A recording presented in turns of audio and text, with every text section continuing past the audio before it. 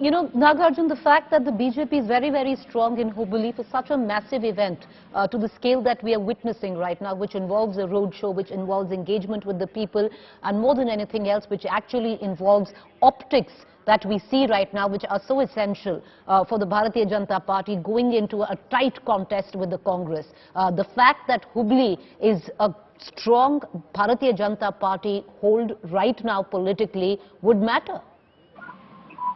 That is true. Like I mentioned, 3 out of 3 seats in Hubballi are being held by the BJP right now. And we have the Union Coal and Parliamentary Affairs Minister, who's a local Dharwad MP. So not just the former Chief Minister, we have a strong minister in the Union government also. And in terms of Dharwad district, in other seats also there are BJP MLAs. Out of the 7 seats in Dharwad, 5 has gone to BJP in the last election and 2 to Congress. While this time the Congress is trying to put up a fight, like I mentioned, we have seen many rallies happening in Hubballi. Yesterday, Congress had taken up a bus yatra, which started in Belgaum, which is a neighboring district for the Dharwad district here. So they have started with northern Karnataka, keeping it in mind that BJP is very strong in northern Karnataka, Bombay, Karnataka, and they want to break that nexus between the party and the voters. So Congress is also trying very hard. Next, they'll also be visiting Dharwad with the bus yatra. Rahul Gandhi rallies will be planned in Hubballi city also, and Priyanka Gandhi coming to Bangalore on Jan 16 to counter all of the BJP narratives. But Prime Minister still is undisputed leader of the trump card for the local unit for the BJP here. Considering there is no Yediyurappa here in the assembly elections, he might not contest also. So the party will have to heavily depend on the Prime Minister and his charisma.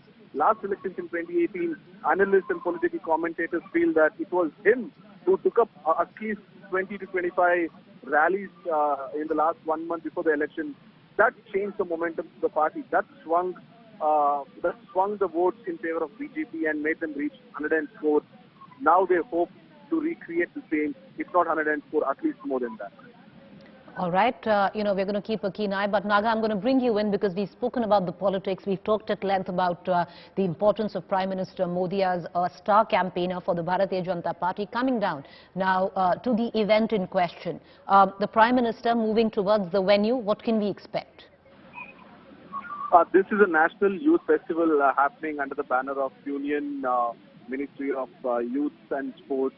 Mr. Anurag Thakur is the presiding minister for this event, and locally we have Mr. Narayan Gowda, the Minister for State for Youth and Sports Affairs. So this is a Yuva Utsav, Yuva Janotsav. This time it is happening in Hubballi. It used to happen across India. This is the 26th National Youth Festival. For the next 4 days, there will be cultural activities. There will be the talk shows happening in Hubballi in the ground. In different venues, people will be having different events planned for the next 4 days. And every evening, there will be cultural programs in different languages where people across India will come here participate. Now also we have march past by students from all states, starting from northeast India to southern part of Kerala. All of them have been represented. They'll take up a march past show to show different cultures of India to the Prime Minister. All of them have dressed authentically in their own attire that represents their state, and their folk art, their culture will be depicted here in front of the Prime Minister. Post this, the Chief Minister will speak, and welcome speech will be given by Mr. Prahlad Joshi, and then there's an address for 40 minutes from the Prime Minister himself. Post that, he will be leaving to Delhi around 5:30. This youth festival, National Youth Festival that gets kick-started in Hubballi, what is the spin over of that, Naga? Multiple events across the country? This time it is multiple events in Hubballi. This is happening in Hubballi, so the headquarters of the event will be happening in Hubballi. People from across India will have to fly down to Hubballi to take part in the event.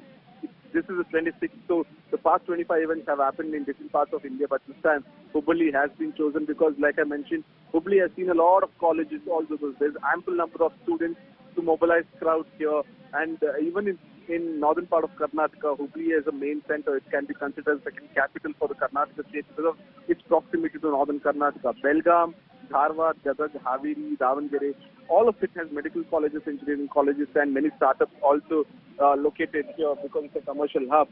Considering all of this, this location was chosen to host the festival, and the Prime Minister himself is been called upon as a chief guest.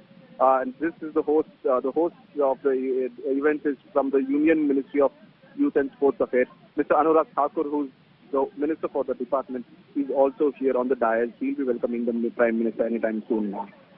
Naga, who are the other BJP leaders who would be there today at the dais with the Prime Minister?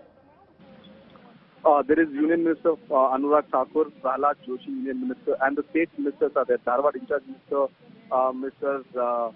Monekappa is there, another Sugar Minister, C.C. Patil, PWD Minister, local MLAs. All the three MLAs now have got onto stage. We have seen Arvind Pellas, Mr. Jagdish Shettar, and Mr. Desai. All the local MLAs are on stage along with the MP and then Mayor of Hubballi city as well, and the corporation officials.